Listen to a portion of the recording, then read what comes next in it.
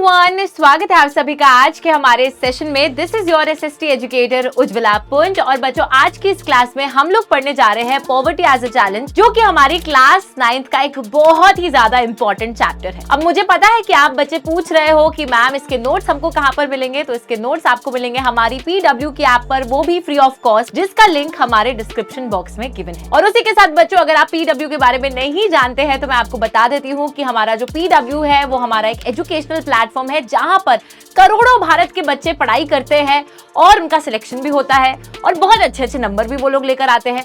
तो आप भी इन कोर्सेज को एक्सप्लोर कर सकते हैं only on the PW app. तो चलिए अब हमारे सेशन की शुरुआत करते हैं और यहाँ पर बात कर लेते हैं poverty as a challenge chapter की, जिसके नाम में ही है गरीबी, जो कि है एक बहुत बड़ी चुनौती। अब हम लोगों को ना बहुत अच्छा लगता है ये बोलने में कभी कभी कि कितने गरीब हैं, ये नहीं हो रहा, वो नहीं हो रहा है, लेकिन असलियत में जो गरीबी होती है शायद बच्चे हमें नहीं पता है कि वो गरीबी होती क्या है। तो आज मैं आपको इस गरीबी से इंट्रोड्यूस कराऊंगी कि असलियत में जब हम बोलते हैं कि भारत के अंदर गरीबी है तो वो गरीबी क्या है और वो हमारे देश के लिए एक बहुत बड़ी चुनौती कैसे है। तो let us understand, let us see, let's start the chapter. तो यहाँ पर पॉवर्टी एज अ चैलेंज की हम बात कर रहे हैं और यहाँ पे इंट्रोडक्शन में देखिए क्या क्या चीजें लिखी हैं। यहाँ पे लिखा है कि पॉवर्टी का मतलब होता है hunger and a lack of shelter, यानी कि जो लोग भूखे हैं, उनके पास रहने को घर नहीं है, उसी के साथ lack of clean water, sanitation facilities, साफ पीने का पानी नहीं है, सैनिटेशन यानी कि हाइजीनिक फैसिलिटीज नहीं है, गंदगी है उनके आसपास, साथ ही में also a lack of regular jobs at a minimum decent level. नौकरी नहीं है, पैसा नहीं है, एक मिनिमम डिसेंट लेवल पे वो कमाई नहीं कर रहे हैं। मतलब बच्चों, ये सारी की सारी बातें अगर मैं जोड़ दूं तो यहां पर इन सारी बातों को जोड़कर हमें समझ में क्या आ रहा है कि पॉवर्टी यानी कि गरीबी एक ऐसी चीज है जहां पर जो बेसिक चीजें आपको जीने के लिए चाहिए वो आपके पास नहीं है। रोटी, कपड़ा, मकान, पानी, ठीक है, हम बोल सकते हैं खाना, है ना। तो ये सारी जो बेसिक चीजें हैं, मिनिमम स्टैंडर्ड ऑफ लिविंग आपके पास नहीं है। That is the real poverty. Okay, ये होती है गरीबी। यहां पे लिखा है it means living with a sense of helplessness, कि आप लाचार हो, आप अपनी कंडीशन सुधार भी नहीं सकते, क्या करोगे आप, यू आर हेल्पलेस, ठीक है, कुछ नहीं कर सकते, कोई मदद आपके जो है वहां पे नहीं आ रही है, you are able to do nothing. This is what poverty means. अब ये तो एक बहुत ही बेसिक सा इंट्रोडक्शन हो गया। यहां पर अब आपको ना दो टिपिकल केसेस पॉवर्टी के बताए जाते हैं, एक अर्बन केस है, एक रूरल केस है। अर्बन केस के अंदर राम सरन की बात करी जाती है कि किस तरीके से राम सरन बहुत मुश्किल से गुजारा कर रहे हैं, महीने का कुछ 3,000-3,500 रुपए वो कमाते हैं। उसी के साथ उनकी जो वाइफ है वो भी एक डोमेस्टिक हेल्प की तरह काम कर रही है। उनके अब 6 लोगों का परिवार है, छोटे बच्चे हैं 4, और उसमें से जो सबसे बड़ा बेटा है वो एक तरीके से क्या कर रहा है, वो चाय की दुकान में एक हेल्पर की तरह काम कर रहा है, जबकि उसके पढ़ने की उम्र है, पढ़ाई की उम्र में वो एक चाय की दुकान पे काम कर रहा है। जो उनकी बेटी है वो क्या कर रही है, वो स्कूल भी जाती है, वो अपने छोटे भाई बहनों का ख्याल भी रखती है। इस फैमिली के लिए जूते, कपड़े, जो चीजें हमारे लिए काफी नॉर्मल है, वो लग्जरी की तरह है। पता नहीं कि मिलेंगी कि नहीं मिलेंगी।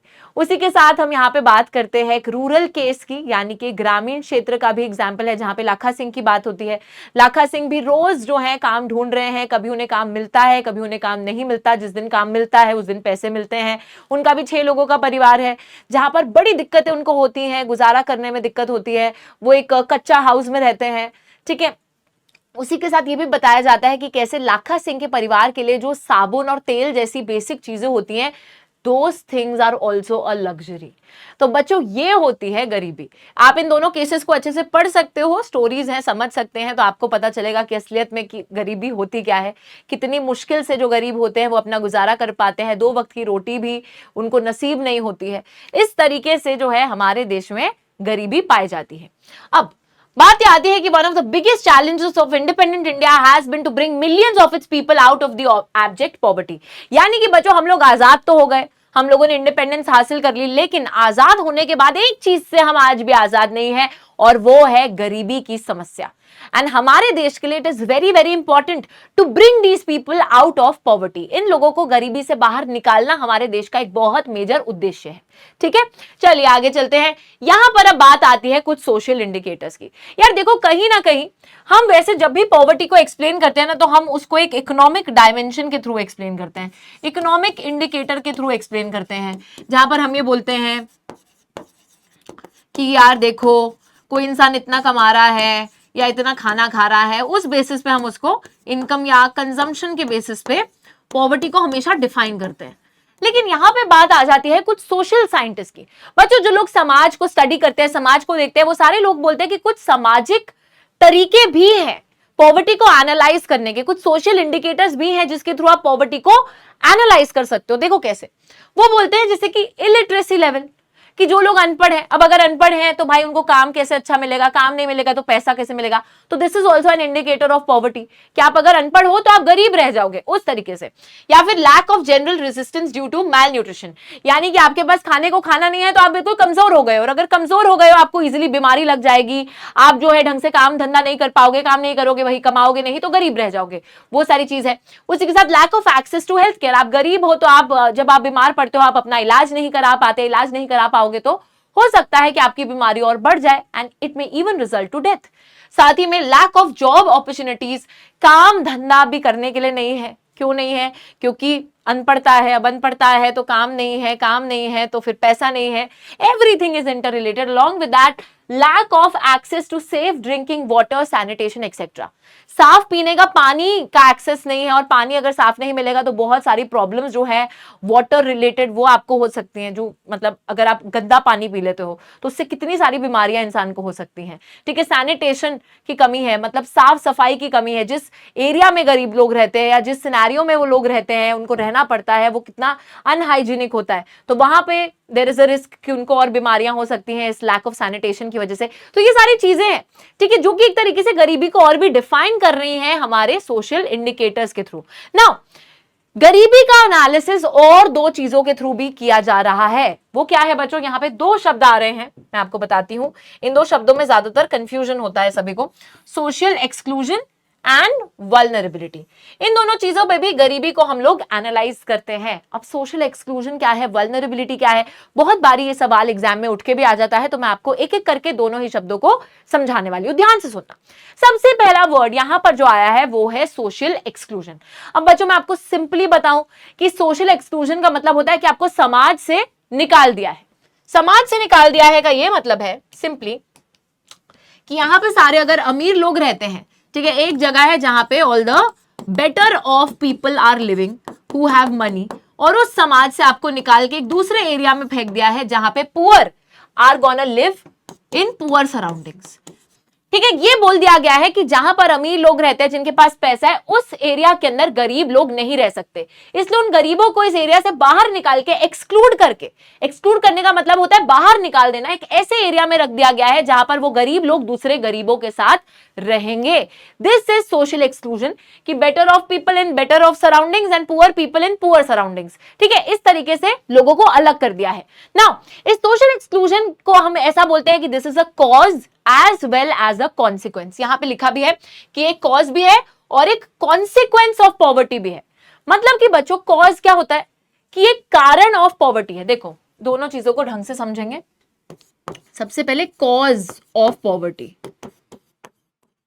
कॉज का मतलब है कारण है पॉवर्टी का, क्योंकि आपने लोगों को सोशली एक्सक्लूड कर दिया है, जिसकी वजह से बच्चों अब देखो क्या हो रहा है कि गरीब लोग गरीबों के साथ रह रहे हैं, तो उनको जो दूसरे बेनिफिट्स हैं, हेल्थ केयर, एजुकेशन, हो सकता है कि अगर वो इस बेटर ऑफ सराउंडिंग में रहते तो वो दूसरों को देखते कि दूसरे जो है अपने बच्चों को पढ़ने लिखने भेज रहे हैं, और पढ़ाई लिखाई से ही जो है लोग अच्छे ओहदे पे पहुंच सकते हैं, कमा सकते हैं। तो वो सारी चीजें देखकर शायद वो अपने बच्चों को भी पढ़ाई लिखाई करवाते या वो सब चीजों के लिए जो है प्रॉस्पर करने की कोशिश करते हैं। But what is happening, because they are living in a surrounding, they are surrounded by other poor people, तो उनके मन में वो चाह ही नहीं है। वो क्या कर रहे हैं, जैसे सारे बाकी गरीब के बच्चे जो हैं वो भी स्कूल नहीं जा रहे, वो भी अपने बच्चों को स्कूल नहीं भेज रहे हैं। सारे जो है बच्चे छोटी उम्र में चाइल्ड लेबर करे जा रहे हैं, तो उनके बच्चे भी वही कर रहे हैं। तो इस तरीके से it is a cause of poverty, because of social exclusion poverty हो रही है, क्योंकि वो अपने आसपास भी वही सिनेरियो देख रहे हैं कि अरे सब गरीब है, चलो हम भी गरीब है, ऐसे ही रहते रहेंगे, वो चीज है। And also it is a consequence of poverty. Consequence का मतलब है कि नतीजा है, पॉवर्टी का नतीजा भी है सोशल एक्सक्लूजन, क्योंकि ये लोग गरीब थे इसलिए इनको इस एरिया से बाहर रखा गया है ना। तो it is a result of poverty and also इसकी वजह से भी पॉवर्टी हो रही है, इसकी वजह से भी पॉवर्टी हो रही है, क्योंकि ये लोग अलग ही रह रहे हैं, तो इनके अंदर वो चाह ही नहीं है कि कुछ करने की, आगे कुछ बढ़ने की, तो वाली चीज हो रही है। ओके, एंड प्लस बच्चों देखो, चाह तो एक चीज होती है, लेकिन उसके लिए आपके पास मीन्स भी होने चाहिए। You should also have the money, है ना, कि आप इलाज करा सको या स्कूल जा सको या फिर यूनिफॉर्म खरीद सको, ये सब चीजें कर सको, तो you should have money for that. तो that is the entire thing. तो यहाँ पे वही बात हो रही है कि सोशल एक्सक्लूजन का मतलब होता है, पॉवर्टी को ऐसा देखा जाता है कि पुअर जो है वो एक पुअर सराउंडिंग में रह रहे हैं with the other poor people, excluded from enjoying social equality of better off people in better surroundings। तो better off people जिनके पास पैसा, वो एक ही जगह रह रहे हैं और वहां उस एरिया से अलग कर दिया गया है पुअर पीपल को। Cause as well as consequence, typical example is caste system। Caste system में भी यही करा जाता था बच्चों की, जो दूसरे इस तरीके से जब कास्ट सिस्टम चलता था तो ऐसी जो कास्ट ग्रुप्स माने जाते थे, जिनको जो हमसे कमतर हैं या कुछ है, तो उनको अलग कर दिया जाता था दूसरे कास्ट ग्रुप्स द्वारा कि आप हमारे एरिया में नहीं रह सकते, you have to live in a separate area. तो इस तरीके से कास्ट सिस्टम में भी सोशल एक्सक्लूजन होता था। आगे अगर हम चलते हैं, एक और चीज है वल्नरेबिलिटी, उसको भी समझते हैं। What is this word? देखो, सबसे ज्यादा रिस्क जिस पे होता है वो होता है वल्नरेबल। यानी कि अगर मैं एक एग्जांपल से आपको समझाऊंगी, चीजें बहुत बेहतरीन तरीके से आपको समझ में आएंगी। कि सपोज अगर एक अर्थक्वेक आ रहा है, भूकंप आ रहा है, अब भूकंप के अंदर जो लोग जवान हैं, जो बड़ी तेज तेज भाग सकते हैं, वो तो भाई एक सेफ जगह पे पहुंच जाएंगे। लेकिन जो बूढ़े हैं या फिर जिनको कुछ प्रॉब्लम है या फिर जो छोटे बच्चे हैं, ठीक है, एक तरीके से दो पीपल हैव अ लाइक उनके ऊपर ज्यादा रिस्क है, ठीक है, they have more risk on them कि उनके साथ उस पूरे सिनेरियो में कुछ घटना घटित हो सकती है, क्योंकि वो इतनी तेजी से भाग नहीं पा रहे हैं, वो इतनी फुर्ती से जो है एक सेफ स्पेस में पहुंच नहीं पा रहे हैं। तो दिस इज द थिंग कि खतरा किसके ऊपर ज्यादा है, किसके ऊपर रिस्क ज्यादा है, ठीक है, दैट इज बीइंग वल्नरेबल। यानी कि यहां पर जब हम वल्नरेबिलिटी टर्म का यूज कर रहे हैं कि पॉवर्टी का खतरा किस पे सबसे ज्यादा है, गरीब होने का खतरा किस पे सबसे ज्यादा है, ये बात हो रही है। देखो, ग्रेटर प्रोबेबिलिटी, ठीक है, greater probability of certain communities, say the members of a backward caste or individuals such as widow or a physically handicapped person, of becoming or remaining poor in the coming years। कि अगर आप गरीब हो तो आप गरीब ही रहते रहोगे या फिर गरीब हो जाओगे इन द अपकमिंग ईयर्स, बिकॉज उन पे खतरा ज्यादा है। तो यहाँ पे बच्चों इसका ये मतलब है कि कुछ जैसे हम बोल सकते हैं कास्ट ग्रुप्स हो सकते हैं, शेड्यूल कास्ट, शेड्यूल ट्राइब्स, या फिर अगर हम जेंडर की बात करें तो women could be the gender जिसपे ज्यादा खतरा है टू रिमेन पुअर और to become poor in the upcoming years, ठीक है। अब यहां पर उसी के साथ हम लोग देख रहे हैं, describes the greater probability of being more adversely affected than other people when a bad time comes for everyone. देखो, बुरा समय जब आएगा तो उस बुरे समय में सबसे पहले खतरा किसके ऊपर आएगा, बात ये हो रही है, ठीक है।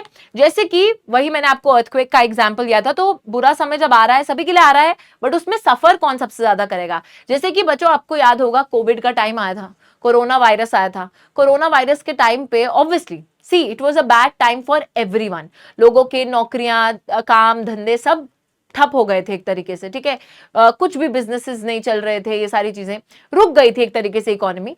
एंड उस टाइम के अंदर किसने सबसे ज्यादा सफर करा होगा, जिन लोगों के पास पैसा नहीं था, so they suffered very much during that time, ठीक है। तो उनके ऊपर रिस्क ज्यादा था सफर करने का कि वो और गरीब हो जाएंगे।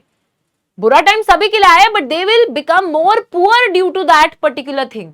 तो वो चीज है, that is vulnerability, that is being vulnerable, कि आपके ऊपर रिस्क ज्यादा है, प्रोबेबिलिटी आपके ऊपर ज्यादा है कि यू विल बिकम पुअर और you will remain poor in the coming years, ठीक है। This is vulnerability. I am repeating it again and again ताकि आपको जो है एक बारी दिमाग में बस जाए। ओके, वल्नरेबिलिटी के बाद हम लोग आगे आते हैं और यहां पर बात करते हैं हम लोग पॉवर्टी लाइन की। अब what is the poverty line? बच्चों, पॉवर्टी लाइन ऐसे कोई लाइन नहीं है कि हम उसके आजू बाजू जाके कूद रहे हैं, इधर से उधर कूद रहे हैं, नहीं, वो पॉवर्टी लाइन नहीं है। यहां पे पॉवर्टी लाइन का सिंपल ये मतलब है कि एक ऐसी लाइन जो कि बताती है कि आप पॉवर्टी में हो या नहीं हो, ठीक है, सिंपल सी बात है। Poverty line is somewhat defining कि वेदर यू आर पुअर और यू आर नॉट पुअर। अभी कैसे डिफाइन करती है? इनकम और कंजम्पशन लेवल्स में।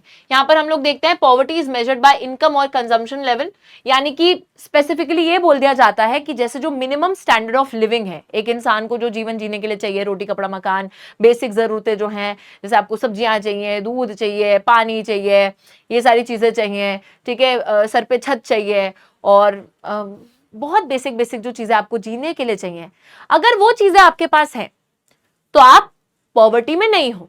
लेकिन अगर वो चीजों से आप वंचित हो, अगर आप डिप्राइव्ड हो of all those things, then you are in poverty. So the line that defines कि who are poor and who are not poor is the poverty line.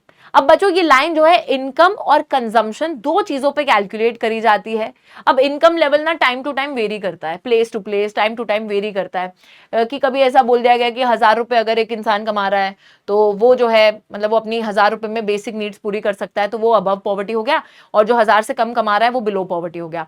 या फिर मतलब just for example I am saying, ठीक है. या फिर consumption के through हो सकता है कि कैलोरीज आप कितनी कंज्यूम कर रहे हो, कि आप जो खाना खाते हो तो how many calories you are consuming. If you are consuming like 2400 calories a day तो यू आर अबव पॉवर्टी, मतलब आप एक मिनिमम जो है कैलोरी लेवल उतना खा रहे हो. लेकिन अगर आप उतनी कैलोरीज नहीं खा रहे, दैट मीन्स आपको जितना न्यूट्रिशन चाहिए उतना न्यूट्रिशन नहीं मिल रहा और आप अपनी बेसिक नेसेसिटीज को अफोर्ड नहीं कर पा रहे हो, तो that means you are below poverty line. इस तरीके से बोल दिया जाता है.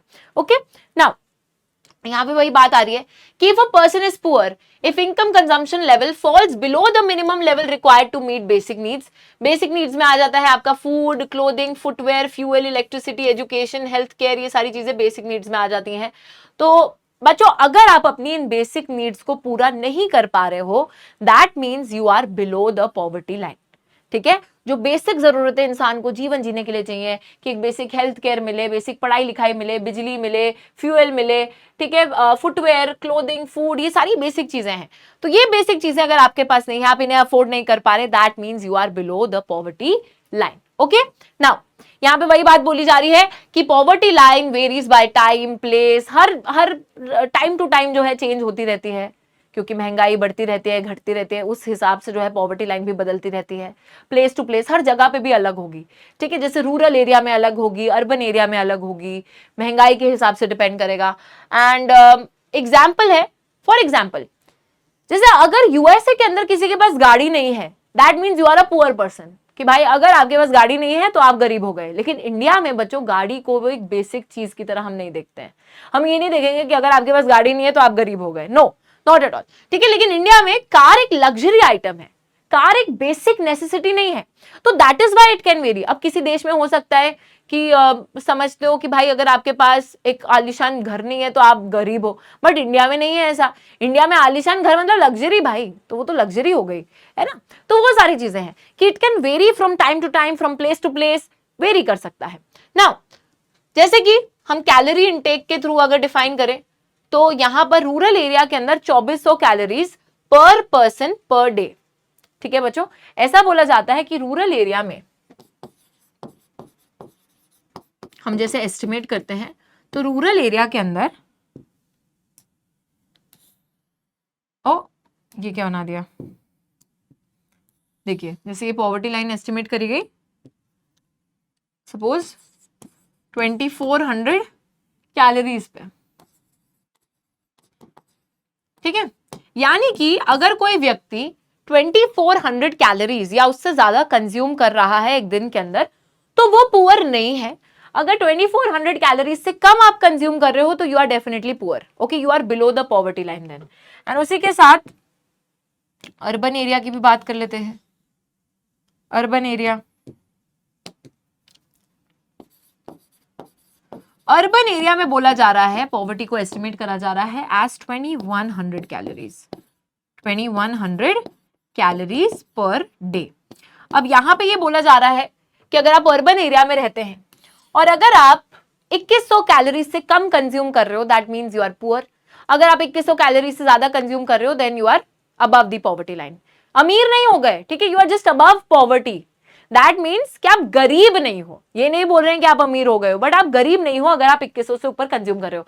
अब यहां पर ना एक सवाल आता है कि मैम लोगों के बीच में भेदभाव क्यों, मतलब हम ऐसा क्यों बोल रहे हैं कि रूरल एरिया के इंसान को मिनिमम चाहिए 2400 कैलोरीज और अर्बन एरिया के इंसान को 2100 कैलोरीज मिनिमम चाहिए. तो इट इज बिकॉज बच्चों यहाँ पे कंजम्पशन लेवल वेरी इसलिए कर रहा है बिकॉज रूरल एरिया में लोग मैनुअल वर्क ज्यादा करते हैं, है ना, कि खेतों में खड़े हैं पूरे दिन, बहुत ज्यादा मेहनत मशक्कत का काम कर रहे हैं. दैट इज वाई, क्योंकि उनकी बॉडी मैनुअल लेबर ज्यादा कर रही है तो उनको कैलोरी रिक्वायरमेंट ज्यादा है. और अर्बन एरिया के अंदर ज्यादातर काम जो है बैठे हुए होता है, मेंटल वर्क ज्यादा होता है, फिजिकल वर्क कम होता है. And that is why urban area के अंदर जो हमारा यहाँ कैलोरी रिक्वायरमेंट है उसको कम रखा गया है as compare to the rural area. ठीक है, ये बात सभी को क्लियर होनी चाहिए। अब जरा आगे आते हैं, यहां पर क्या बात हो रही है।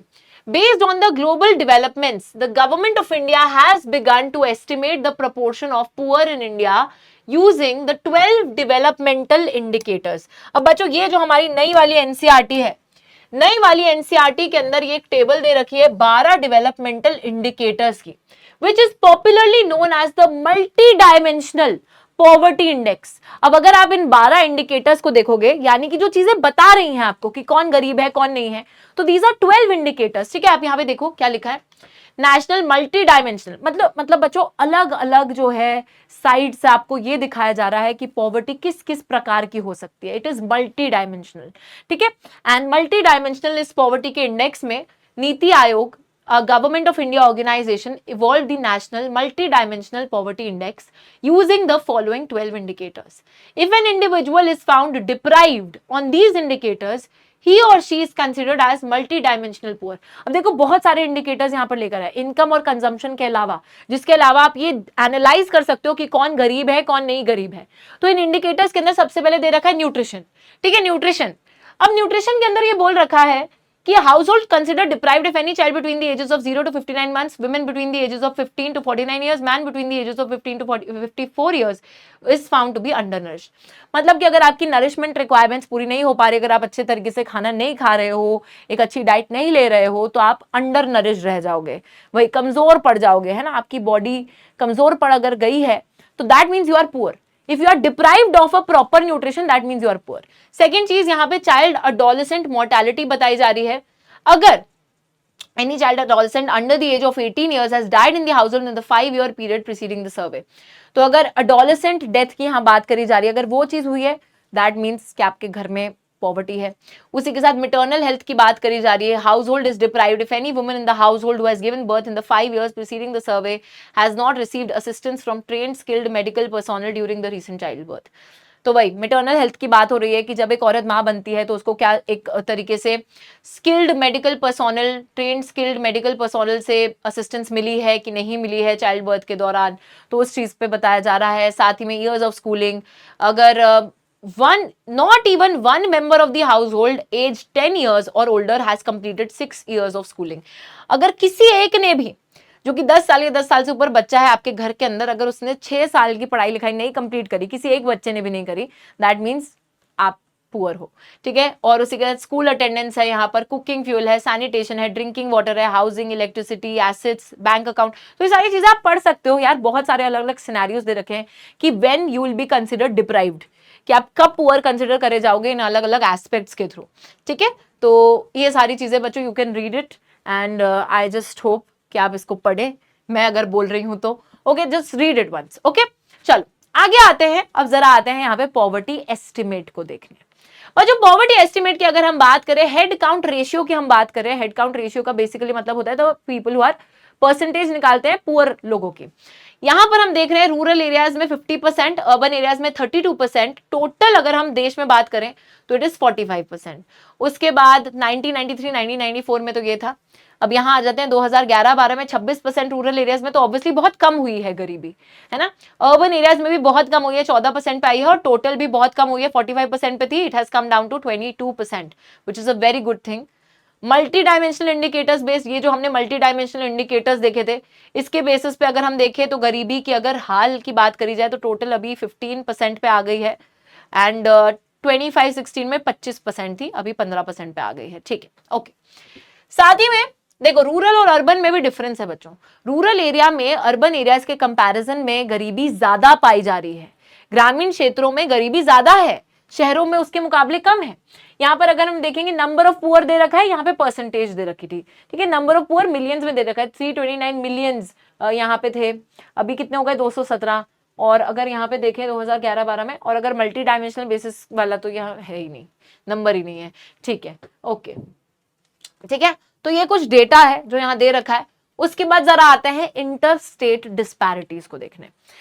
बच्चों जैसे कि मैंने आपको ये बताया कि रूरल और अर्बन एरिया में भी डिफरेंस है, कि रूरल एरिया में गरीबी ज्यादा पाई जा रही है, अर्बन एरिया में गरीबी उतनी नहीं है। साथ ही में हमारे भारत के हर अलग राज्य में भी गरीबी अलग तरीके से पाई जा रही है। लाइक कहीं पे कम है, कहीं पे ज्यादा है। ओके अगर हम यहाँ पे देखते हैं, यहाँ पर आप देख सकते हो हेड काउंट रेशियो दे रखा है इंडियन स्टेट्स का 2019 टू 2021 का डेटा है। यहाँ पे बिहार, ओडिशा, आसाम, मध्य प्रदेश, उत्तर प्रदेश, कर्नाटक, वेस्ट बंगाल, महाराष्ट्र, गुजरात, राजस्थान, त्रिपुरा, तमिलनाडु, हरियाणा, दिल्ली, आंध्र प्रदेश, पंजाब, हिमाचल प्रदेश, केरला और ऑल इंडिया रेशियो भी दे रखा है। सो यहाँ पर एज यू कैन सी सबसे ज्यादा गरीबी कहां पे है? सबसे ज्यादा गरीबी है बिहार में। और उसके बाद अगर हम देखें it is in Uttar Pradesh. Bihar के बाद उत्तर प्रदेश आ रहा है, उत्तर प्रदेश के बाद मध्य प्रदेश आ रहा है, मध्य प्रदेश के बाद आसाम आ रहा है, फिर ओडिशा आ रहा है, ओडिशा के बाद राजस्थान आ रहा है, फिर त्रिपुरा आ रहा है, और इसके बाद गुजरात, वेस्ट बंगाल और फिर बाकी स्टेट्स आ रहे हैं। तो इस तरीके से हमें पता चल रहा है कि हमारे देश में इंटर स्टेट डिस्पैरिटी बहुत ज्यादा पाई जा रही है। कुछ कुछ स्टेट्स में गरीबी बहुत ज्यादा है तो कहीं पे गरीबी बहुत कम है। यहाँ अगर सबसे कम में गरीबी देखूं तो केरला में हमें सबसे कम गरीबी दिख रही है, और तमिलनाडु में भी और दिल्ली में भी कम है उस हिसाब से। तो ठीक है, तो this is the inter state disparity. Disparity का मतलब ही होता है बच्चों डिफरेंस, जो डिफरेंस पाया जा रहा है। हर जगह poverty is not the same, कहीं पे पॉवर्टी कम है, कहीं पे पॉवर्टी बहुत ज्यादा है। आगे अगर हम इसी में चलते हैं, यहाँ पे देखिए तो बताया जा रहा है कि यार ऐसा इन स्टेट्स ने जहां पर गरीबी कम है उन्होंने ऐसा करा क्या है जिसकी वजह से गरीबी कम हो गई। तो if we look at it, Kerala has focused more on human resource development. हम लोग ये देख रहे हैं कि केरला ने बहुत ज्यादा जोर अपने स्टेट में ह्यूमन रिसोर्स डेवलपमेंट पे दिया है। बच्चों ह्यूमन रिसोर्स डेवलपमेंट क्या है? ह्यूमन रिसोर्स डेवलपमेंट का मतलब है कि जो केरला की जनसंख्या है, जो पॉपुलेशन है, उसको एजुकेशन प्रोवाइड करने में, हेल्थ केयर प्रोवाइड करने में बहुत ज्यादा जोर दिया गया है ताकि बच्चे पढ़ लिख जाएं, ताकि उनका स्वास्थ्य अच्छा रहे। अगर पढ़ेंगे लिखेंगे, स्वास्थ्य अच्छा रहेगा तो जॉब्स मिलेंगी, जॉब्स मिलेंगी तो कमाई करेंगे, कमाई करेंगे तो ऑब्वियसली पॉवर्टी की साइकिल से वो बाहर निकल जाएंगे। ये वाली बात है। साथ ही में वेस्ट बंगाल के अंदर land reform measures helped in reducing poverty. देखो बंगाल में बच्चों लैंड रिफॉर्म मेजर्स की बात हो रही है, यानी कि जिस तरीके से, जैसे पहले क्या होता था, जमींदारों के पास होते थे, बहुत सारी जमीन उन्हीं के पास होती थी, तो लैंड रिफॉर्म मेजर्स आए जहां पे लैंड सीलिंग लगा दी गई कि फिक्स कर दिया गया कि एक इंसान के पास इतनी जमीन से ज्यादा जमीन नहीं हो सकती। सो जो भी एडिशनल जमीन है you will have to give up, और वो जो एडिशनल जमीन होगी फिर वो गरीबों के बीच में बांटी जाएगी। तो इस तरीके से बच्चों जब भी लैंड रिफॉर्म मेजर्स आते हैं तो वेस्ट बंगाल के अंदर पॉवर्टी रिड्यूस होती है, गरीबी कम होती है, क्योंकि डिस्ट्रीब्यूशन हो गया ना जमीन का। पहले जमीन कुछ ही लोगों के हाथ में होती थी, अब वो डिस्ट्रीब्यूट हो गई, अब वो दूसरे लोगों तक पहुंच गई, तो दूसरे लोग भी उस पर काम करके कमाई करने लगे। तो इस वजह से वेस्ट बंगाल के अंदर पॉवर्टी रिड्यूस हुई है। नेक्स्ट चीज है आंध्र प्रदेश, तमिलनाडु। यहाँ पर पीडीएस सिस्टम जो होता है, public distribution system of food grains, जहां पे बच्चों सरकार जो है क्या करती है, सरकार अपनी राशन शॉप्स के थ्रू लोगों को काफी सब्सिडाइज रेट्स पे, काफी कम दामों पर अनाज प्रोवाइड करती है ताकि लोग उस अनाज को, बेसिक चीजों को खरीद सके, अपने गुजारा कर सके। तो इस वजह से इन रीजंस की वजह से हम लोग देखते हैं कि तमिलनाडु और आंध्र प्रदेश में पीडीएस सिस्टम जो है, पब्लिक डिस्ट्रीब्यूशन सिस्टम जो है, जिसके थ्रू सरकार अनाज दे रही है कम दामों पर लोगों को, तो उससे भी पॉवर्टी रिड्यूस हुई है। ठीक है, आगे अगर हम चलते हैं, यहां पर नेक्स्ट चीज आती है वल्नरेबल ग्रुप्स की। बच्चों मैंने आपको अभी बता दिया था कि बहुत सारे ऐसे ग्रुप्स हैं which are vulnerable in India, जिनके ऊपर खतरा ऑफ बिकमिंग पुअर और रिमेनिंग पुअर, या तो अगर वो अभी गरीब है तो गरीब ही रहेंगे, या फिर गरीबी में और गिर जाएंगे। तो ये जो खतरा है कुछ लोगों पे वो बहुत ज्यादा है। जैसे कि अगर हम देखें proportion of people below the poverty line also not the same for all social groups and economic categories. देखो ऐसा नहीं है कि बराबर तरीके से हर कोई पॉवर्टी लाइन के नीचे आ रहा है, नहीं। कुछ लोग, कुछ कम्युनिटीज या कुछ सोशल ग्रुप्स या इकोनॉमिक ग्रुप्स ऐसे हैं जिनका परसेंटेज ज्यादा है गरीबों का। ऐसा कैसे? मतलब कि कुछ ऐसे बच्चों इकोनॉमिक ग्रुप्स हैं, कुछ ऐसे लोग हैं जो कि ज्यादा मात्रा में पाए जा रहे हैं in the below the poverty line, not in the poverty line, below the poverty line. कुछ लोगों का प्रोपोर्शन ज्यादा हमें देखने को मिल रहा है। जैसे कि अगर सामाजिक तौर पे हम बात करें तो कुछ ऐसी कास्ट हैं जैसे scheduled caste, scheduled tribe. Scheduled caste और शेड्यूल्ड ट्राइब के लोग आपको ज्यादा दिखेंगे पॉवर्टी लाइन के नीचे। उसी के साथ अगर हम इकोनॉमिक ग्रुप्स की बात करें, आर्थिक समूहों की बात करें, जहां पर हमें क्या दिख रहा है, इकोनॉमिकली वल्नरेबल ग्रुप्स में रूरल एग्रीकल्चरल लेबर, यानी कि ग्रामीण क्षेत्र में बच्चों ऐसे लोग जिनके पास अपनी खुद की जमीन नहीं है। खुद की जमीन नहीं है that means they are landless, और काम करने के लिए उनको कहाँ जाना पड़ेगा? बड़े बड़े जो जमींदारों की जमीन है वहां पर उनको जाना पड़ेगा काम ढूंढने के लिए, देखने के लिए, और उनसे मिन्नत मांगनी पड़ेगी कि प्लीज हमें काम दे दीजिए, ये सब चीजें करनी पड़ेंगी, ठीक है। So those people in the rural areas who don't have their own land, जिनको दूसरों की जमीन पे जाके काम करना पड़ेगा, those are the rural agricultural labour. किसी दिन काम मिलता है, किसी दिन काम नहीं मिलता, और इसी वजह से गरीबी बहुत ज्यादा है इस कैटेगरी में। The next is urban casual labour. बच्चों अर्बन कैजुअल लेबर की यहाँ पे बात हो रही है, यानी कि अर्बन एरियाज में ऐसे लोग, जैसे देखो पेंटर होता है, कारपेंटर होता है, प्लम्बर होते हैं, जो डेली बेसिस पे, कंस्ट्रक्शन वर्कर्स हो गए, जो डेली बेसिस पे काम ढूंढ रहे हैं, जिनके पास एक फिक्स्ड इनकम का जरिया नहीं है, हर दिन काम ढूंढ रहे हैं, जिस दिन काम मिलेगा उस दिन का पैसा मिलेगा, उस दिन की दिहाड़ी मिलेगी, लेकिन बाकी दिन की दिहाड़ी नहीं मिलेगी, ठीक है। तो these people are the most vulnerable and that is why सबसे ज्यादा पॉवर्टी में ये लोग पाए जा रहे हैं। और वहीं पे कास्ट ग्रुप्स भी हमने देखे, जैसे कि शेड्यूल कास्ट और शेड्यूल ट्राइब्स, जिनकी मात्रा जो है बहुत ज्यादा पाई जा रही है अंडर द पॉवर्टी लाइन। तो यहाँ पर आप देख सकते हो, यहाँ पर आप देख सकते हो, ये देखिए शेड्यूल ट्राइब, शेड्यूल कास्ट, देखो कितना ज्यादा जो है। अगर हम एवरेज इंडियन पॉवर्टी रेशियो देखें तो दैट इज जस्ट 22%। 22% पे हमें एवरेज इंडियन रेशियो दिखता है पॉवर्टी का, गरीबी का। ये सही लाइन नहीं बनाई ना हमने, ओके सीधी तो नहीं है, लेकिन ये देखिए जो एवरेज इंडियन रेशियो है इससे कई ज्यादा ऊपर है ये बाकी ग्रुप्स। शेड्यूल ट्राइब्स 43% जो है गरीब है, शेड्यूल कास्ट 29%, कैजुअल लेबर्स जो है रूरल एरियाज में वो 34%, और कैजुअल लेबर्स अर्बन एरियाज के भी 34%। तो बच्चों यहाँ पे we can see that these people are more vulnerable to remain poor or to become more poor in the near future। अब देखो यहां पर एक और चीज आती है, the problem of double disadvantage। अब किसी पे ना बात वही है कि गरीबी है और आटा भी गीला है, गरीबी में आटा गीला है ना, ये आपने कहावत सुनी होगी। अब गरीबी में आटा गीला मतलब कि पहले से ही गरीबी और फिर और परेशानी, डबल डिसएडवांटेज का यह मतलब है कि बच्चों अगर एक इंसान सपोज रूरल एरिया में कैजुअल लेबर है, जिसके पास काम उसको हर दिन ढूंढना पड़ रहा है, खुद की जमीन नहीं है, कहीं और जाके काम ढूंढना पड़ेगा, देखना पड़ेगा, उसी के साथ अगर वो इंसान शेड्यूल्ड कास्ट को भी बिलोंग करेगा तो उस पे जो है गरीब होने के एक डबल बर्डन आ गया है कि वो एक जगह वहां कास्ट के बेसिस पे भी गरीब है और इकोनॉमिक टर्म्स में भी गरीब है। तो डबल डिसएडवांटेज, दो तरीके से डिसएडवांटेज उसके साथ आ गई है। कितनी ज्यादा गरीबी में वो फंस गया है ये सोचिए, है ना, दोनों तरीके से, सोशली भी और इकोनॉमिकली भी। अगर आप दोनों वो वल्नरेबल कैटेगरीज में फॉल कर रहे हो तो आपके ऊपर एक डबल डिसएडवांटेज है। प्लस बच्चों एक और चीज है यहाँ, पुअरेस्ट ऑफ द पुअर, ठीक है। पुअरेस्ट ऑफ द पुअर का मतलब है कि गरीब घर में भी जो सबसे ज्यादा गरीब होते हैं, यानी कि घर की महिलाएं, घर के जो बुजुर्ग हैं। क्यों? क्योंकि घर में अगर एक बहुत गरीब घर है, उसमें एक आदमी कमा के ला रहा है, अब भाई हो सकता है कि वो जो पैसा है घर में अपने बूढ़े माँ बाप के इलाज पे ना लगाए, या फिर अपनी बीवी को वो पैसा ना दे। तो इस तरीके से गरीब घर में भी, और जो गरीब हैं लोग, उनकी बात हो रही है, पुअरेस्ट ऑफ द पुअर, जो कि ज्यादातर घर की फीमेल्स जिनके साथ पैसा शेयर नहीं करा जाता है, या फिर जो घर के एल्डरली लोग होते हैं, बूढ़े लोग होते हैं, उनकी बात हो जाती है, ठीक है। So this is the thing, यहाँ पर हम इन्हीं की बात कर रहे हैं, women, elderly people, female infants, छोटी कन्याएं, है ना, वो वाली चीज यहाँ पे हो रही है, they are poorest of the poor. Okay guys, आगे आते हैं यहाँ पे ग्लोबल पॉवर्टी सिनेरियो को समझते हैं। तो यार यहाँ पर अब जरा हम लोग बात करने वाले हैं ग्लोबल पॉवर्टी सिनेरियो के बारे में, यानी कि वर्ल्ड वाइड जो पॉवर्टी है, गरीबी। अब ऐसा तो नहीं है बच्चों की सिर्फ इंडिया में ही पॉवर्टी चल रही है, वर्ल्ड वाइड भी पॉवर्टी है, हर जगह पॉवर्टी की जो सिनेरियो चल रहा है उसको हम लोग इस टॉपिक में देखेंगे। तो यार सबसे पहले यहाँ पे बात करी गई है कि proportion of people in different countries living in extreme economic poverty defined by the World Bank as living on less than $2.15 per day has fallen from 16.27% in 2010 to 9.05% in 2019। तो यहाँ पे सबसे पहले बात करी जा रही है वर्ल्ड बैंक की। वर्ल्ड बैंक को बच्चों अब ये पता लगाना होता है कि कहाँ पे, किस कंट्री में कितने लोग पॉवर्टी में रह रहे हैं। तो उसके लिए ना वर्ल्ड बैंक ने एक क्राइटेरिया फिक्स करा है। लाइक वर्ल्ड बैंक ये बोलता है कि अगर आप लोग $2.15 से कम में अपना गुजारा दिन का कर रहे हो, that means you are poor.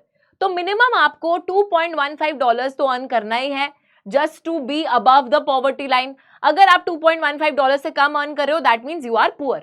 और अगर हम ऐसे देखें पॉवर्टी का सिनेरियो, तो वर्ल्ड बैंक के इस क्राइटेरिया के हिसाब से पहले 16.27% 2010 में डेटा था कि इतने लोग गरीब हैं, लेकिन अब वो डेटा जो है थोड़ा बदल गया है और अब गरीबों का जो परसेंटेज है वो भी हमें कम होता हुआ दिखा है। तो 2019 में ये परसेंटेज हो गया है 9.05%, मतलब इट हैज फॉलन डाउन। गरीब जो है वर्ल्ड वाइड कम हो गए। लेकिन इसके साथ ही बच्चों, जैसे मैंने आपको भी बताया था कि जैसे स्टेट्स में भी अंतर है, इंडिया के अंदर ही कहीं पे गरीबी ज्यादा है, कहीं पे गरीबी कम है, और ऐसे ही अगर हम दुनिया की भी बात करें तो वहां पर हर कंट्री के अंदर पॉवर्टी सेम लेवल पे नहीं है। कहीं पे गरीबी ज्यादा होगी, कहीं पर गरीबी कम होगी। तो इसी बात की हम यहाँ पे बात करने वाले हैं। देखो, the new sustainable development goals of the United Nations propose ending poverty of all types by 2030।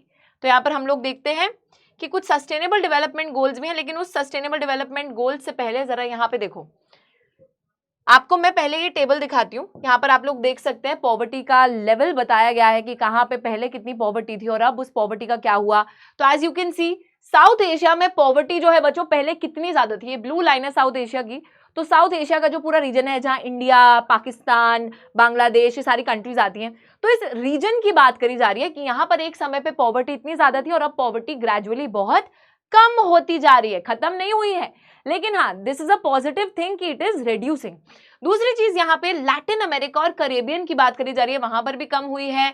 सब सहारन अफ्रीका में भी कम हुई है, ईस्ट एशिया पैसिफिक में भी कम हुई है और चाइना में भी कम हुई है। तो यहाँ पर किस रीजन की वजह से कम हुई है या क्या सिनेरियो है, जरा देखते हैं। देखो, यहाँ पे बात करी जा रही है कि जो poverty decline in China and South East Asian countries is due to the rapid economic growth and massive investment in the human resource development.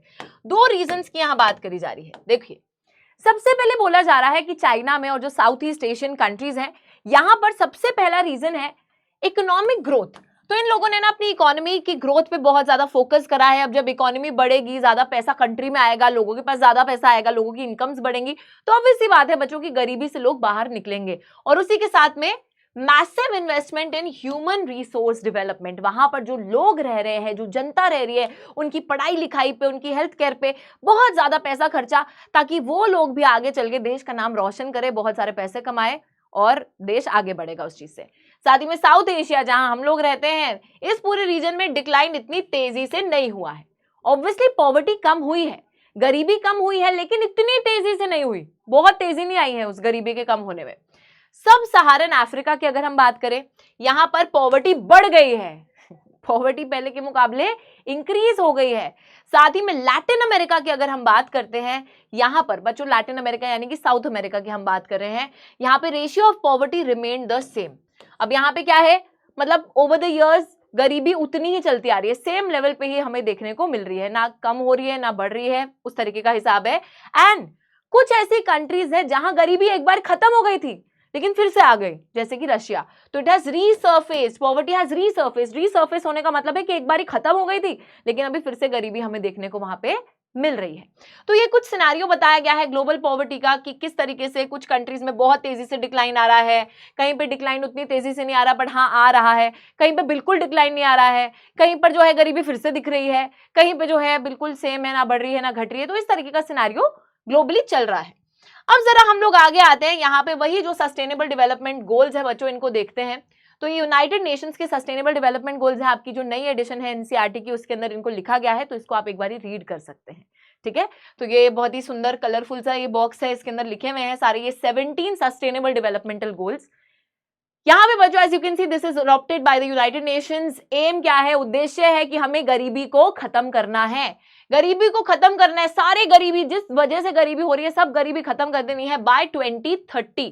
तो एक टाइम बाउंड इनिशिएटिव है कि इस समय तक निर्धारित करा गया है, वो समय कि 2030 आते आते हमें सारी गरीबी का अंत कर देना है। बट कैसे आप अंत करोगे? ठीक है, तो ग्लोबल ब्लूप्रिंट दिया गया है जिससे कि शांति बनी रहे, लोगों का ग्रोथ होना चाहिए, प्रॉस्पेरिटी होनी चाहिए, सस्टेनेबिलिटी बनी रहनी चाहिए। सस्टेनेबिलिटी का सभी को मतलब पता है कि प्रेजेंट जनरेशन भी डेवलपमेंट एंजॉय कर सके और फ्यूचर जनरेशन की डेवलपमेंटल नीड्स को भी हमें कॉम्प्रोमाइज नहीं करना है। So that is sustainability. ना यहाँ पर बच्चों क्या क्या चीजें लिखी है, no poverty, zero hunger, good health, well being, quality education, gender equality, clean water, sanitation. साथ ही में यहाँ पे लिखा है affordable and clean energy, decent work, economic growth, industry innovation, infrastructure, reduced inequalities, sustainable cities, ठीक है, responsible consumption, partnerships for the goals. और सारी कंट्रीज को ये भी बोला जा रहा है कि देखो गरीबी कोई एक देश खत्म नहीं कर पाएगा, इसमें हमें ग्लोबल कोऑपरेशन की जरूरत है कि सारे वर्ल्ड वाइड जितनी कंट्रीज हैं उन सबको हाथ बटाना चाहिए, सबको एक दूसरे की मदद करनी चाहिए पॉवर्टी की इस प्रॉब्लम को सॉल्व करने के लिए, ठीक है। तो तभी पार्टनरशिप की बात करी गई है, life on land, life below water, climate action, साथ ही में peace, justice, strong institutions. So these are the goals, मतलब इन गोल्स का सहारा लेके गरीबी खत्म करनी है पार्टनरशिप के थ्रू। तो ये सारी बातें करी गई हैं यूनाइटेड नेशंस द्वारा। नाउ अभी बचा पार्टी ये वाले टॉपिक के बाद हम नेक्स्ट टॉपिक पर आते हैं जिसपे से सवाल बनता है। अब यहां पर बात करी जा रही है कॉजेज ऑफ पॉवर्टी की। अभी तक यार देखो हमने पूरा चैप्टर एक तरीके से कंप्लीट कर लिया है, हमने समझ लिया है कि गरीबी क्या होती है, किस किस प्रकार की गरीबी हो सकती है, गरीबी को हम लोग एनालाइज कैसे करते हैं, सोशल साइंटिस्ट गरीबी को एनालाइज कैसे करते हैं, वल्नरेबल ग्रुप्स कौन होते हैं, सोशल एक्सक्लूजन क्या होता है, interstate disparity, global poverty, everything हमने यहां पर समझ लिया है। लेकिन अब हमें बात यह करनी है कि what are the causes of poverty. क्यों बच्चों आज जो हम इतनी गरीबी देखते हैं क्यों है वो, उसके पीछे कारण क्या है, उसके पीछे रीजन क्या है। तो देयर आर सम रीजंस जो यहाँ पे मैंने थोड़ा सा शॉर्ट में बता रखे हैं, बट मैं आपको इसकी एक्सप्लेनेशन देती हूँ। देखो सबसे पहला रीजन है हिस्टोरिकल रीजन, हिस्टोरिकल ऐतिहासिक कारण जो है। ऐतिहासिक कारण का यहाँ पर मतलब है कि जो हमारी कॉलोनियल गवर्नमेंट थी, ब्रिटिश गवर्नमेंट, उन्हीं के समय से गरीबी चलती आ रही है। क्योंकि उन्होंने क्या करा, वो बड़े सेल्फिश लोग थे बच्चों, तो वो ना अपने फायदे का ख्याल रखते थे और इंडिया के अंदर जो लोकल इंडस्ट्रीज थी, ट्रेडिशनल हैंडीक्राफ्ट्स थे, उन सबको वो आगे बढ़ने नहीं देना चाहते थे। वो कभी भी ये नहीं चाहते थे कि इंडियन इंडस्ट्रीज आगे बढ़े, डेवलप करें, सामान अपना बनाए बेचे, नहीं, वो हमारी इंडस्ट्रीज को डिस्करेज करते रहे। उस टाइम पे हमारी जनसंख्या जो है इंडिया में तेजी से बढ़ भी रही थी और लोगों के पास काम धंधा भी कुछ नहीं था। तो उसी समय से ही कहीं ना कहीं वो जो गरीबी है वो बढ़ती जा रही है। तो तब से ही गरीबी है, तो तभी वो गरीबी चलती आ रही है। वो बोलते ना हमारे तो हम तो गरीब ही हैं, गरीबी थे गरीबी है, वो वाली चीज है, तब से ही चलती आ रही है इतने समय से। तो ये एक हिस्टोरिकल रीजन है। उसके बाद नेक्स्ट पॉइंट आता है limited impact of the green revolution. हमारी जो हरित क्रांति है, ग्रीन रेवोल्यूशन है, जिसके बारे में बचपन से हम लोग बात करते आ रहे हैं, पढ़ते आ रहे हैं। ग्रीन रेवोल्यूशन ने क्या करा था बच्चों, एक तरीके से एग्रीकल्चर को और भी ज्यादा बेहतर बनाने की कोशिश करी थी कि जो प्रोडक्टिविटी है वो और ज्यादा बढ़े, प्रोडक्शन, एग्रीकल्चरल प्रोडक्शन बढ़ जाए। कैसे, HYV सीड्स का इस्तेमाल करके। हाई यील्डिंग वैरायटी सीड्स होते हैं, उन सीड से आप खेती करो तो आपके पहले के मुकाबले ज्यादा अनाज आप उगा पाओगे, एग्रीकल्चरल प्रोडक्शन बढ़ेगी। अब मैम इसमें दिक्कत क्या हुई, दिक्कत ये हुई कि ग्रीन रेवोल्यूशन आई, बहुत बढ़िया, एग्रीकल्चरल प्रोडक्शन भी बढ़ी, बहुत बढ़िया, लेकिन कुछ ही लोग ग्रीन रेवोल्यूशन का फायदा उठा पाए क्योंकि पैसा बहुत लग जाता है और पैसा हर कोई नहीं खर्च सकता है। तो सिर्फ जो अमीर अमीर फार्मर्स थे वो बच्चों इस ग्रीन रेवोल्यूशन का फायदा उठा के अपनी एग्रीकल्चरल प्रोडक्शन को इंक्रीज कर पाते हैं और बाकी लोग जो है उनके फायदों से वंचित रह जाते हैं, उन तक वो फायदा पहुंच ही नहीं पाया। दैट इज वाई यहां पर लिखा है लिमिटेड इंपैक्ट, क्योंकि कहीं कहीं पे तो फायदा हुआ लेकिन बाकी बहुत सी ऐसी जगहें हैं जहां किसी को कोई फायदा ही नहीं हुआ। तीसरी चीज यहां पर आती है moving to cities and low level of living standard. अब बहुत सारे लोग जो है शहरों की चकाचौंध देखकर पहुंच जाते हैं कि यार हम शहर चलेंगे, गांव छोड़ेंगे और शहर में जाकर क्या होगा, हम शहर में जाके काम करेंगे, पैसा कमाएंगे बहुत सारा, बिल्कुल मतलब मजा ही आ जाएगा। लेकिन असलियत में बच्चों ये तो एक्सपेक्टेशन होती है, reality is far more different than this. जब लोग गांव छोड़कर शहर आए तो उन्हें शहर में आके पता चला कि यहाँ पे तो काम धंधा कुछ है ही नहीं, उन्हें स्लम वम एरिया में रहना पड़ रहा है, मुश्किल से 2 वक्त की रोटी का गुजारा करना पड़ रहा है। सो यहाँ पे वही बात हो रही है कि लोग शहरों में तो आए, काम ढूंढने के लिए आए, बट उन्हें वहां पे काम ही नहीं मिला। दैट इज वाई उन्हें लो लेवल ऑफ लिविंग स्टैंडर्ड में ही रहना पड़ा, जहां पे वो बड़ी मेहनत मशक्कत कर रहे हैं कि किसी तरीके से वो पैसा कमा ले, किसी तरीके से अपना गुजारा करने, जो हो नहीं रहा है। साथ ही में ह्यूज इनकम इनइक्वालिटीज, ये तो एक बहुत ही बेसिक सा रीजन है बच्चों। हम लोग देखते हैं अमीर अमीर होता जाता है, गरीब गरीब होता जाता है। इनकम इनइक्वालिटी, जो इनकम में अंतर है लोगों की, वो बढ़ता ही चला जा रहा है, ठीक है। साथ ही में यहाँ पे लास्ट रीजन आता है सोशियो कल्चरल इकोनॉमिक फैक्टर्स। अब बहुत बार ये गरीब इंसान ना ये जो कस्टम्स, ट्रेडिशंस, इन सब में बहुत पैसा लगा देता है जितना उसके पास होता नहीं है। उधार लेते हैं, घर पे बेटी की शादी करनी है, उधार लेके शादी करवा रहे हैं, फिर कर्जे में डूब गए हैं, या फिर खेती करने के लिए उधार ले रहे हैं, या फिर मतलब बच्चों सोशल ऑब्लिगेशंस को पूरा करना, इन सभी चीजों में ही त्योहार आ रहे हैं, कुछ हो रहा है, ठीक है, वहां पे बहुत पैसा खर्चे जो उनके पास है भी नहीं। तो वो वाली चीज है जिसकी वजह से उन पे कर्जा चढ़ जाता है, कर्जे को वो चुका नहीं पाते और ऐसे ही और गरीब होते चले जाते हैं। तो यहाँ पे ये बात हो रही है, दीज आर द कॉजेज जिसकी वजह से पॉवर्टी हो रही है।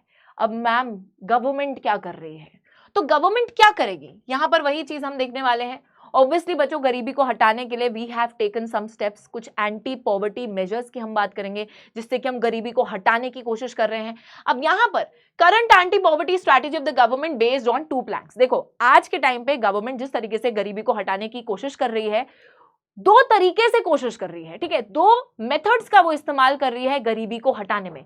The very first method is promotion of economic growth. सबसे पहले यार देखो बड़ी बेसिक सी चीज है, हमें पता है कि देश की इकोनॉमी को हम ग्रो करने में कुछ करें, डेवलपमेंट लाएं, ठीक है, जिससे लोगों को नौकरियां मिले, देश में पैसा आए, बाहर से लोग आके इन्वेस्ट करें, कंपनीज लोगों को नौकरी दे, ये हो वो हो। ऑब्वियसली बात है जब देश में पैसा आएगा तो लोगों के पास पैसा आएगा और वो गरीबी की साइकिल से बाहर निकलेंगे, सिंपल है। तो there is a strong link between the economic growth and reduction in poverty. आप लोग जितनी ज्यादा इकोनॉमी को ग्रो करोगे उतनी ही ज्यादा गरीबी कम होती चली जाएगी। Economic growth widens opportunity. देखो जब आपकी इकोनॉमी, आपकी अर्थव्यवस्था ग्रो करती है, आगे बढ़ती है, तो उससे लोगों के लिए जो अपॉर्चुनिटीज क्रिएट होती हैं, जो अवसर क्रिएट होते हैं, है ना, कि काम धंधा मिलने के जो अवसर क्रिएट होते हैं वो बढ़ जाते हैं। एंड इसी की वजह से लोग जो है बच्चों मतलब एक तरीके से काम करेंगे। जब इकोनॉमिक ग्रोथ होगी, they will work, they will earn money and obviously they will get out of the cycle of poverty, ठीक है। अब नेक्स्ट चीज है, चलो ये तो एक बहुत ही वो बात हो गई कि हाँ जब इकोनॉमी ग्रो होगी, जब जॉब क्रिएट होंगी तब की बात तब करेंगे।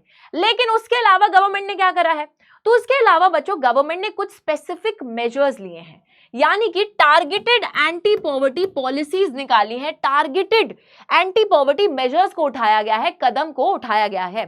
कौन कौन से हैं ये टारगेटेड एंटी पॉवर्टी मेजर्स, तो यहां पर आप देख सकते हो अगेन न्यू एनसीईआरटी के अंदर डेटा जो है वो थोड़ा सा बदल गया है। पुरानी एनसीईआरटी होगी तो उसमें कुछ कुछ अलग अलग चीजें लिखी होंगी, घबराना मत, ठीक है। नई वाली एनसीईआरटी के हिसाब से पढ़ लेना, किसी के पास नई किताब है तो नई किताब से पढ़ लेना, अगर किताब नहीं है बच्चों तो ऑनलाइन पीडीएफ है एनसीईआरटी की साइट पे, वहां से जाके नए एडिशन वाली किताब को खोलना और वहां पर आपको ये चीजें दिख जाएंगी, ठीक है। तो टारगेटेड एंटी पॉवर्टी मेजर्स की हम यहाँ पे बात कर रहे हैं। 4 एंटी पॉवर्टी प्रोग्राम्स यहां दे रखे हैं जहां टारगेट करा है किसको, गरीबों को। क्यों टारगेट करा है गरीबों को, क्योंकि उन्हीं को ही तो गरीबी से बाहर निकालना है, ठीक है। तो सबसे पहले यहां पर है the very famous Mahatma Gandhi national rural employment guarantee act, जिसको हम लोग मनरेगा के नाम से भी पुकारते हैं, मनरेगा 2005, ठीक है। अभी यहां पर हम लोग देख रहे हैं बच्चों क्या हो रहा है, guaranteed 100 days of employment offer करी जा रही है। देखो जब भी आपके मतलब आपको ये नाम सुनाई दे ना मनरेगा मनरेगा मनरेगा, एक ही चीज आपके दिमाग में आनी चाहिए, 100 डेज ऑफ एम्प्लॉयमेंट, ठीक है। 100 days of guaranteed wage employment to the rural household. कहां पे मैम, हमें भी मिलेगी क्या नौकरी, बच्चों नहीं, देखिए हर किसी को नहीं मिल रही है। तो यहाँ पे जो रूरल हाउस होल्ड हैं, ग्रामीण क्षेत्रों में जो लोग हैं, उनको 100 दिन का रोजगार यहाँ मिल रहा है, वेज एम्प्लॉयमेंट मिल रही है, मतलब 100 दिन वो काम करेंगे तो उनको जो है दिहाड़ी मिलेगी उस काम की 100 दिन तक। क्यों ऐसा करा गया, देखो सभी को पता है कि गांव वगैरह में क्या होता है, एक सीजनल तरीके का काम चलता है, थोड़े टाइम के लिए इंसान के पास काम होता है और फिर पूरे साल वो खाली बैठा रहता है। तो इसी वजह से वो फिर मतलब जब खाली बैठा तब पैसा नहीं कमा पा रहा है। दैट इज वाई बच्चों गवर्नमेंट स्कीम को लेकर आई, ताकि एटलीस्ट 100 दिन आपको जो है एडिशनल काम के मिले, जहां पर आप काम करके देखो अपनी मेहनत से पैसा भी कमा रहे हो, तो बहुत अच्छी बात है ये। Focus on livelihood security sustainable development, तो यहाँ पर वही बात है कि लोगों का जो एक तरीके से लाइवलीहुड है, जीवन यापन है, उसको थोड़ा सिक्योर करके रखना, साथ ही में sustainable development, drought, deforestation, soil erosion, इन सभी चीजों में मतलब बच्चों देखिए क्या होता है, इंसान उस ऐसी कोई आपदा आती है तो उस टाइम पे वो कमाई नहीं कर पाता। तो वही चीज है कि सस्टेनेबल तरीके से डेवलपमेंट होती रहे, जहां पे उसको मौका मिले इंसान को जो कि एक ग्रामीण क्षेत्र में रह रहा है, कि उसको 100 दिन का तो रोजगार मिल ही जाए। 1/3 jobs are also reserve for women, तो बहुत अच्छी चीज है, क्योंकि आप सभी को पता है कि एक भेदभाव चलता है जहां पर आदमियों को काम मिलता है, पैसा मिलता है और औरतों को नहीं मिल पाता। इसी वजह से 1/3 जॉब्स यहाँ पे महिलाओं के लिए भी रिजर्व करी गई हैं। ओके, नेक्स्ट है पीएम पोषण। पोषण, कौन सा पोषण है ये बच्चों, पोषण देखो नाम से ही समझ में आ रहा है कि कुछ खाने की बात हो रही है। यहाँ पे मिड डे मील स्कीम है ये। हम लोग देखते हैं कि improves nutrition, calories, protein of children, encourages school enrolment, reduces drop outs, involves local government and community organisation. तो वही बात है बच्चों, मिड डे मील स्कीम है जहाँ पे जो बच्चे स्कूल जाएंगे, ठीक है, देखो एक तरीके से वो बोलते हैं ना, एक तीर से 2 निशाने कर रहे हो आप एम, तो यहाँ पे वही चीज हो रही है। यहाँ पर क्या हो रहा है कि इस एक्ट के थ्रू, इस प्रोग्राम के थ्रू, इस इनिशिएटिव के थ्रू एक तरीके से बच्चे जो स्कूल जा रहे हैं उनको खाना प्रोवाइड करा जा रहा है, ताकि उनको अच्छी कैलोरीज, एक अच्छी बैलेंस डाइट, प्रोटीन, ये सब मिले। और उसी के साथ बच्चा खाने के चक्कर में एटलीस्ट स्कूल तो जाएगा।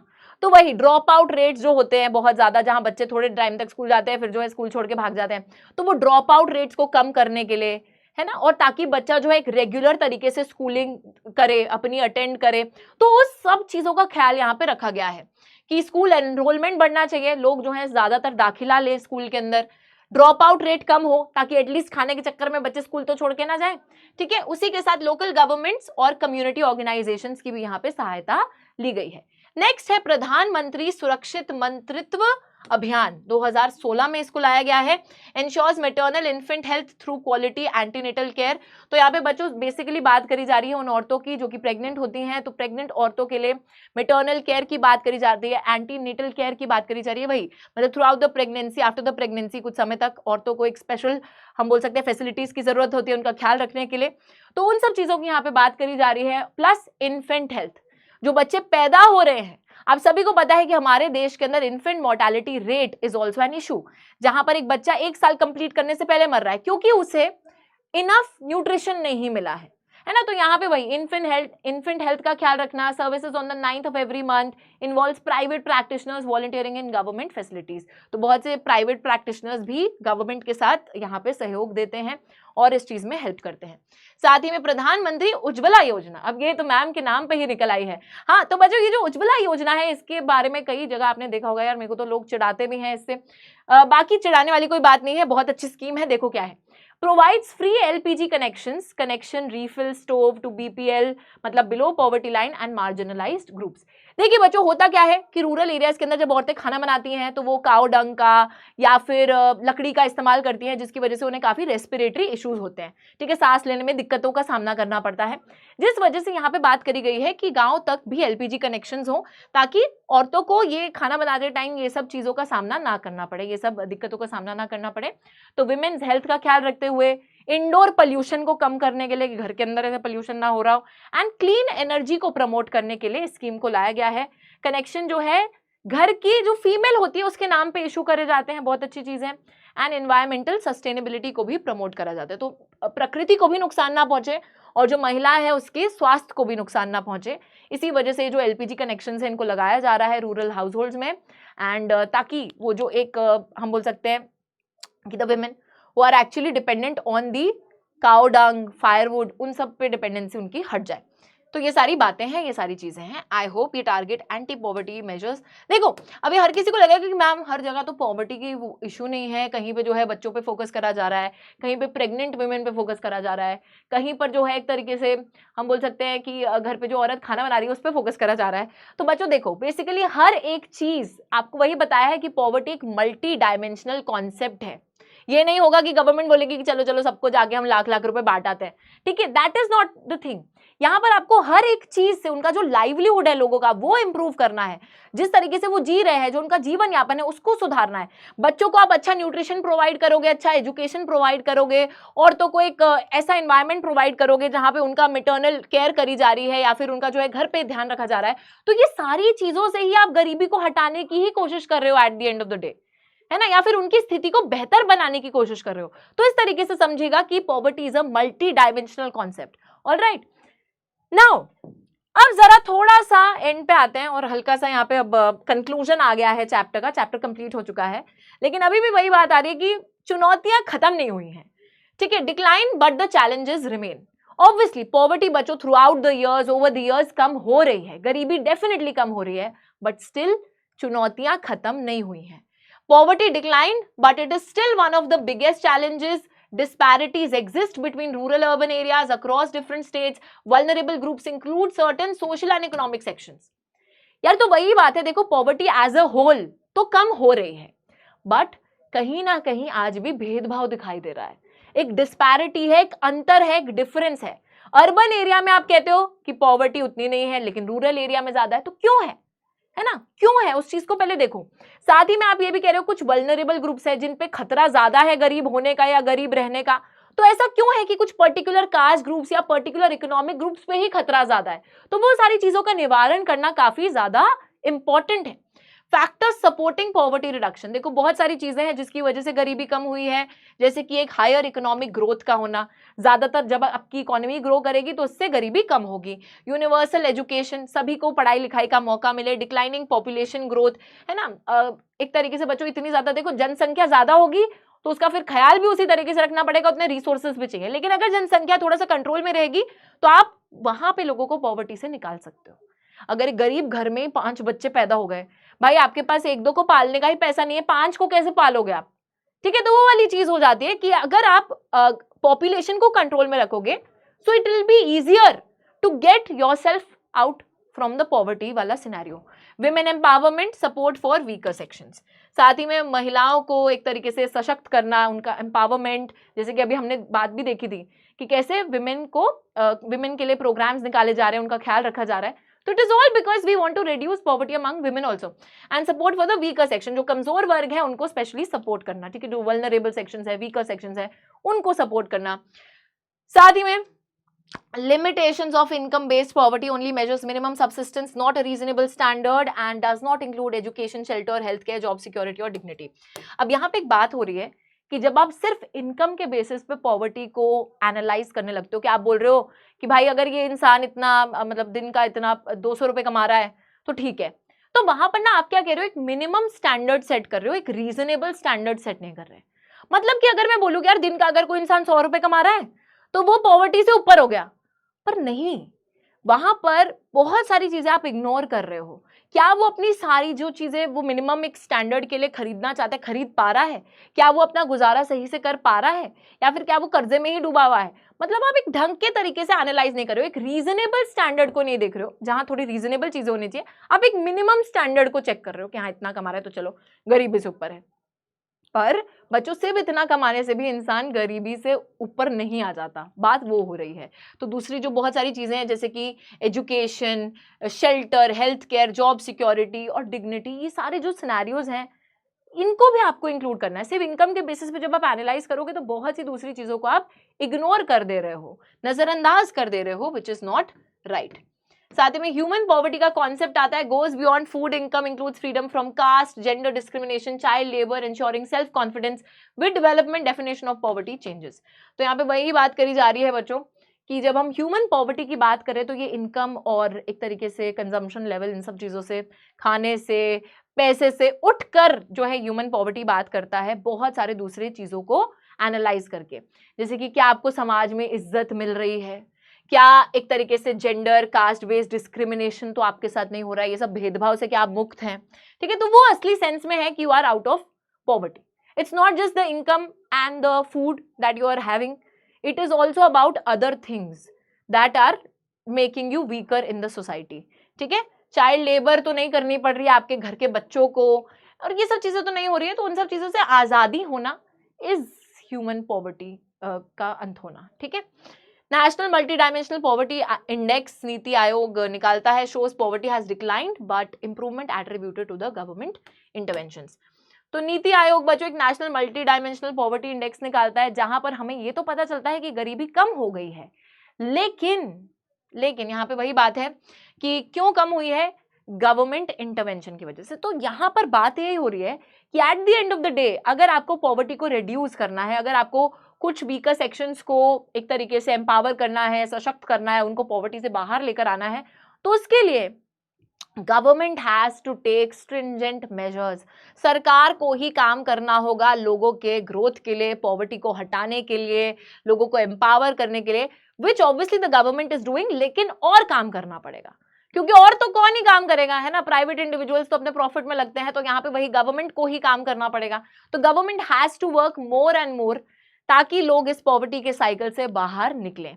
एंड कैसे होगा वो बच्चों ऑब्वियसली सबके ऊपर सबके साथ एक अलग डिफरेंट अप्रोच आपको फॉलो करनी पड़ेगी। आपको विमेन एम्पावरमेंट भी करना है, आपको बच्चों को स्कूल भी भेजना है, आपको ये भी इंश्योर करना है कि चाइल्ड लेबर ना हो, आपको ये भी इंश्योर करना है कि जो गवर्नमेंट का पब्लिक डिस्ट्रीब्यूशन सिस्टम है उसके थ्रू जो राशन वगैरह है लोगों को मिल रहा है, ठीक है, लोग 2 वक्त की रोटी आराम से खा पा रहे हैं, उनको उस चीज में कोई दिक्कत नहीं हो रही है, लोगों को नौकरियां मिल रही हैं। तो there are so many dimensions to it, इतनी सारी चीजें हैं कि जो गवर्नमेंट को ख्याल रखनी है और जो गवर्नमेंट को और भी ज्यादा एक तरीके से मजबूत करनी है।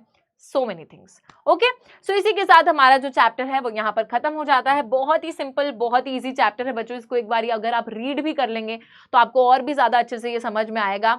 एंड आज के लिए इतना ही। I will see you guys in the next class next time. तब तक के लिए this is your Jwalamukhi ma'am signing off and